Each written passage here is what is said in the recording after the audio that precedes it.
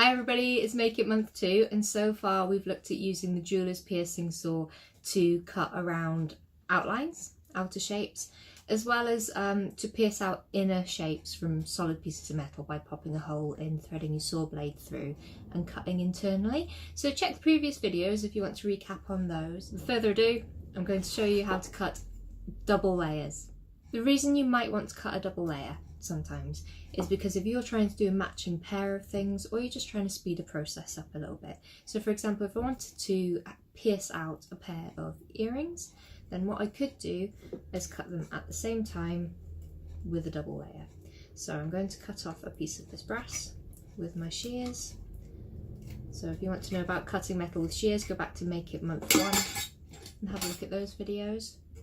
But for just now, I'm just going to chop this in half really quickly,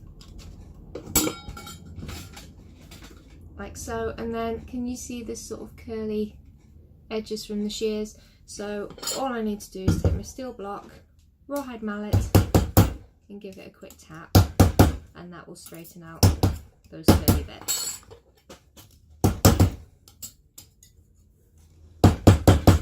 Like so. The next thing I want to do is stick them together, but what I'm going to do first is take off any protective plastic or masking tape or anything that may be on there.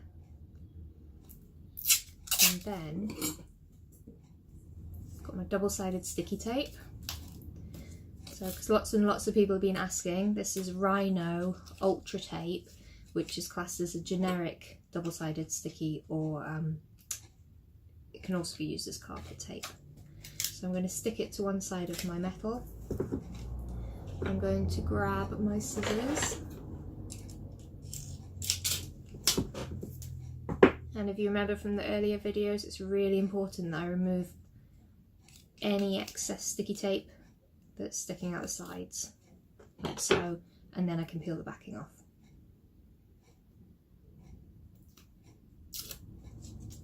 Now that one side's sticky, I can take my other piece of metal and place them together. Easy as that. Right, you probably won't be able to see, but there are slight gaps at the moment. So again, I'm going to take my steel block, my rawhide mallet, and just tap it as tight as I can.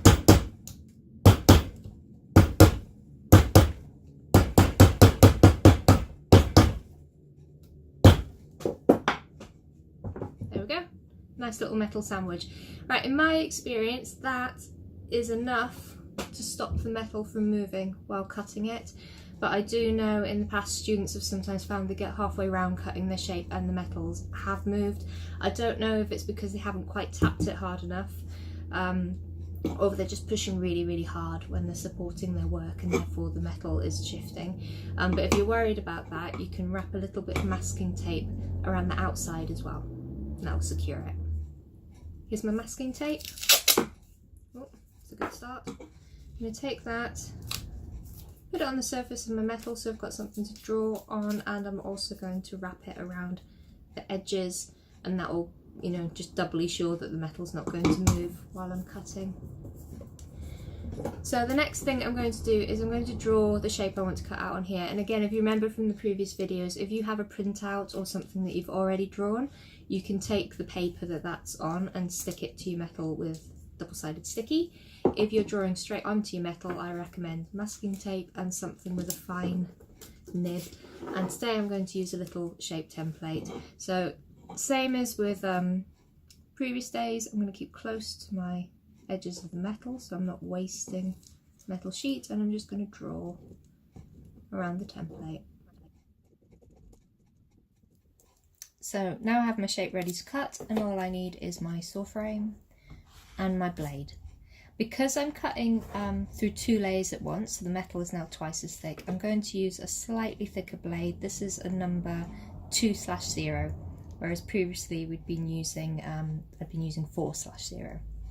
But I'm going to put it in the same way, so I'm putting the saw frame in the V of my bench peg, the handle in my sternum or my tummy or whatever feels comfortable, and then I'm going to lay the blade in line with the 2 wing nuts on the saw frame.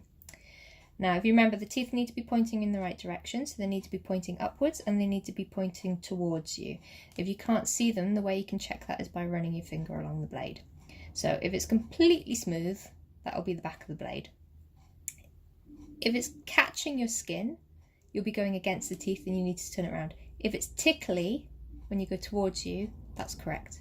So once you know it's the right way around, put the top of your blade in the top wing nut, tighten it as tight as you can, put the bottom of the blade in the bottom wing nut, and then before you tighten it, you're going to push in with your body weight, and what you're doing is you're contracting the space between these two wing nuts, then tighten it as tight as you can, then take your body weight off, put your finger behind the blade and give it a ting.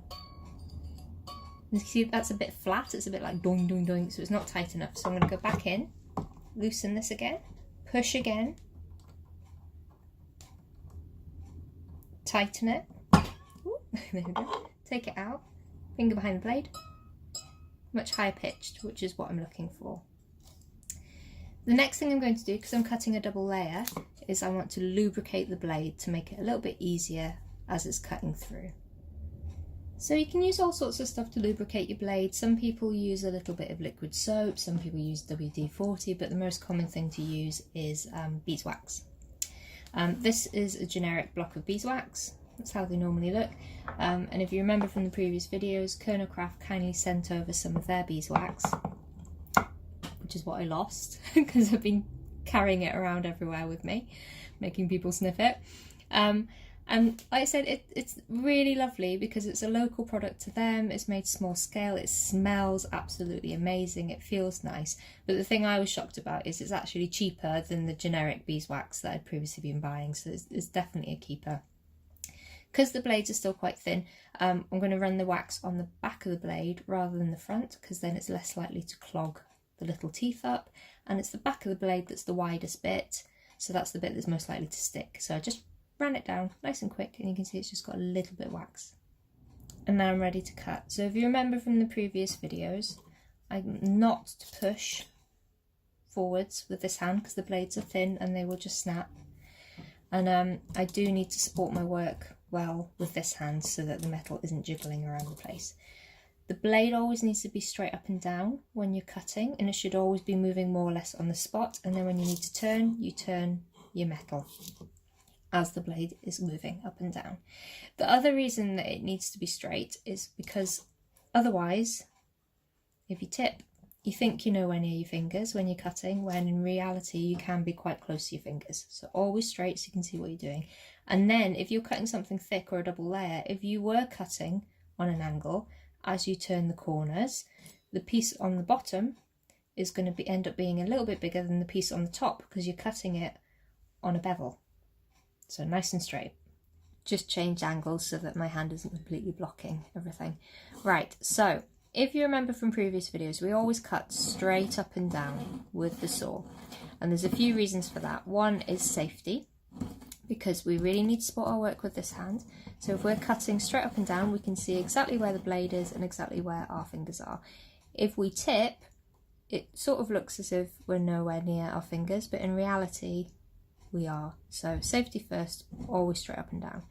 The other reason is, as soon as you're cutting something that's a bit thicker, if you're tipping, when you start going around corners, the top of your piece is going to end up very slightly smaller than the bottom of your piece because you're cutting it on an angle, on a bevel. So straight up and down. That's why it's always important as well to cut on the flat peg when you're doing this compared to cutting, having the tapered side upwards. So nice and flat. The only time we tip is the initial cut, so sometimes it's easier to tip slightly, push the blade upwards so it notches the metal, and then as soon as you've notched into it, straighten up, and then you're ready to cut.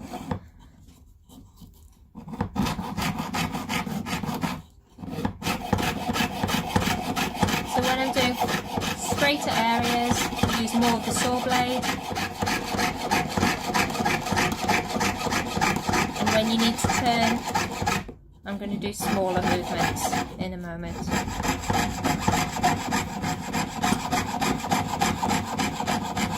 And again, if you remember from previous videos, when you need to turn the metal while the saw is still going up and down.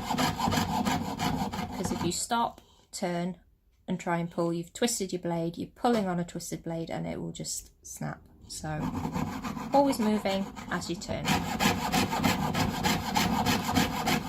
And although we did mention using a skinny nib to draw your shape, it's still good practice to choose whether or not you're cutting on your line or just outside your line, because that fraction of a mil can actually make quite a big difference. If you cut just outside your line, so on the off cut of your metal, if you go a bit wibbly wobbly, you can always file back to your line. If you cut into your shape, you've changed the shape and you need to decide whether to embrace it or whether to start again.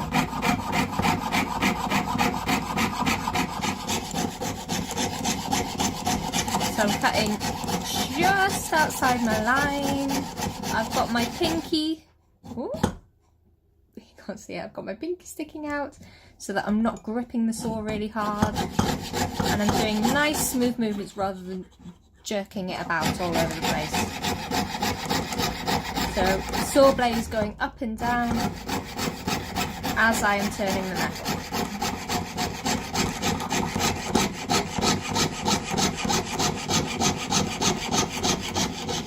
If you get to a stage like this where I've cut all this little side away, you can choose whether to chop it off so it's not in your way or whether to keep it on and keep going around that side. It depends if you've still got a big enough bit of metal to hold on to. So basically, I know if I cut that off, I still have a nice big bit of metal, so I'm going to do that. And if you remember from previously, when the blade, ooh, twisted it, when the blade exits the metal, it doesn't matter how gentle or slow you do it, it will always lunge forward.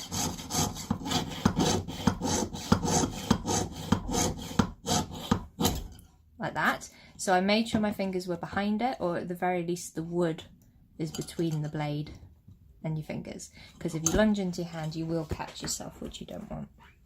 So there you go, half the shape cut.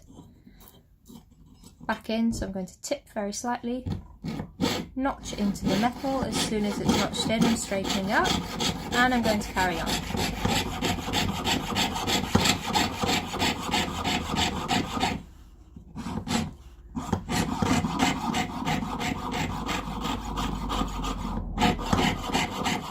Okay, so in a minute I'm coming up to a sharp turn. So I'm going to keep using most of the length of the saw blade. And then when I get to the sharp turn that I need to make, I'm going to stop, and then I'm going to make tiny little movements, little up and down movements, just a little bit as I spin on the spot. If it's getting stuck a little bit, push the blade up, and that's when you can grab your wax, put a little bit more wax on the back of the blade, and then go back to making your little movements and spinning on the spot. And then when the blade is facing in the right direction again, you can start using more of the blade.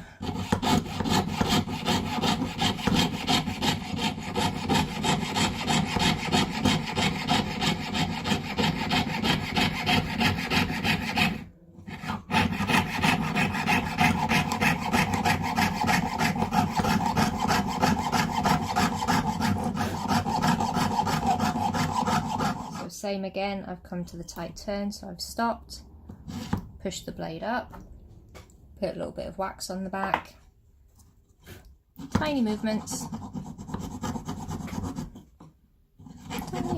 more or less spin on the spot. If you feel that the blade is twisting, just let go, lift it up, and it will right itself to the forward position.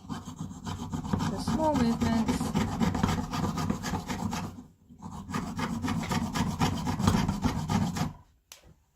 Keep moving your finger position so that you're always supporting your work and it's not jiggling around. And then again, when you're back on track, start using more of the blade.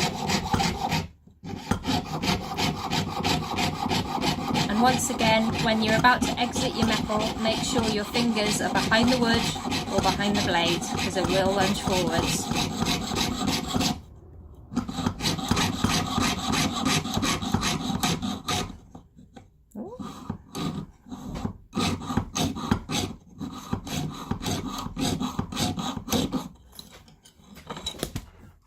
So there we go, little shape cut out with just outside that skinny line that I drew, and I have two nice matching pieces. And before I take them apart, I might as well do my filing while they're still stuck together. So if I just move this a little bit. So I'm going to support the piece I'm filing in a notch in my bench peg. I just made that little notch with a file at some point. Bench pegs are there, they're yours as tools to modify how it suits you. So supporting it, and remember the files are going to cut on the forward motion, so you're going to push and lift, and if you're filing a curved surface, file with the curve. So I'm sort of twisting, doing this motion, because if I just filed flat, I'm just going to file little flat ridges into it. I've given it a little file all the way around, and now I'm ready to take them apart. So I'm going to just take off my masking tape that I had on the surface. You could leave that little bit on for just now if you wanted. I'm going to take it off just so you can see better. This is why jewelers never have nice fingernails. So there's my little shapes, and then I'm just going to get my fingers between the two bits of metal.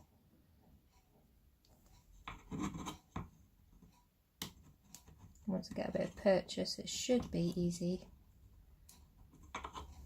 to peel them apart.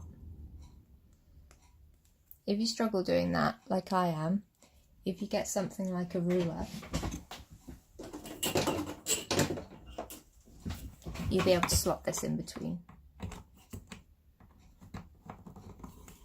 like so.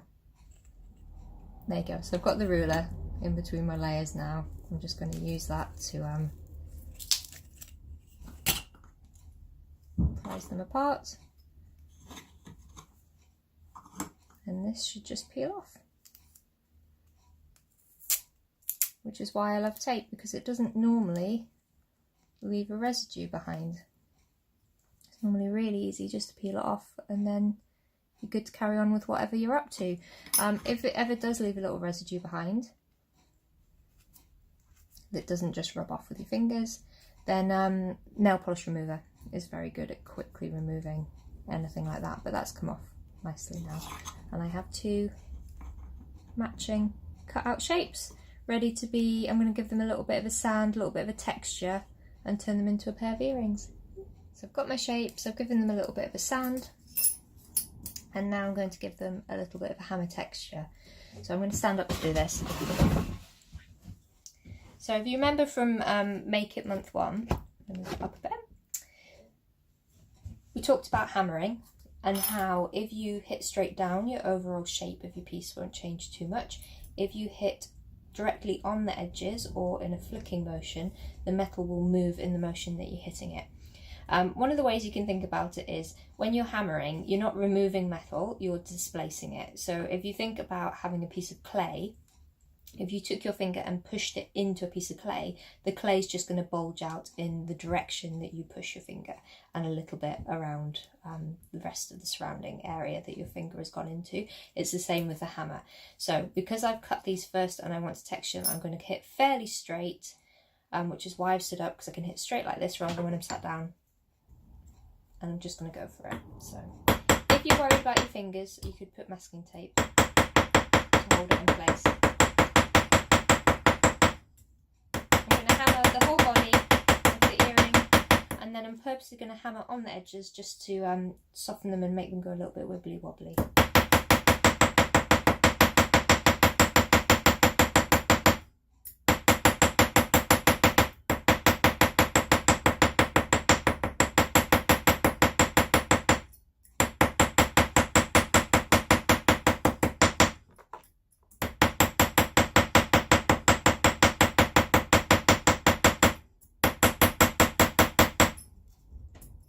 The other thing to remember is, in theory, the hammer should be bouncing more or less in the same spot with a loose grip. As soon as I grip and do that, I can feel tension up and down my arm, which can end up hurting. So nice loose grip, just keep it bouncing. And here are my two earring blanks that have been hammered. Nice matching pair. So some of you who are complete beginners and you've been working along with this project, you've probably come to notice that your metal can end up getting really, really hard. And when you start hammering on it, it can start to curl a little bit. This process is called work hardening. So when you're displacing the metal, like we were talking about a minute ago, so you're sort of squishing it and squashing it and twisting it or whatever you're up to, all the internal particles of the metal get compressed and misaligned, and therefore they become hard and more brittle as well. So next month we're going to start looking at a process called annealing, which is how you reverse the process of work hardening. So it's heating your metal so that everything internally realigns and becomes nice and soft again. There you go. So there's a really basic introduction to using the jeweler's saw to show you how you can cut things quite small. You can cut around the outside of shapes, you can cut away internal shapes, you can cut matching pairs by sticking them together, you can cut around the outside of shapes and cut internal shapes and details out. This is the little badge that Kerry, one of my students, wanted to practice her cutting, so she cut my name out and I've turned it into a little brooch. So I'm going to wear that on my apron.